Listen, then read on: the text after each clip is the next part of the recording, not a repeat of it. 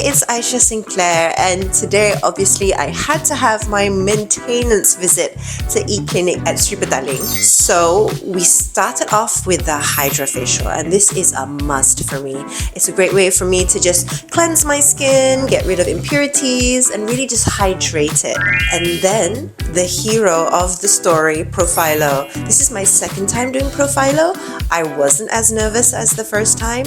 It felt a lot faster, and I knew what to expect, so I was less nervous. So I really am a huge fan of Profhilo. I really feel like the elasticity of my skin has improved, the overall hydration has improved, and I really look and feel a lot younger. But today I tried out for the first time PicoSure Laser. So I've heard so many great things about it. I don't know why I waited so long to give it a try. So I had some numbing cream applied. There was a cooling wind, so I didn't really feel it. So essentially it just felt like somebody was just tapping on my skin. That's the most when it came to discomfort that I felt.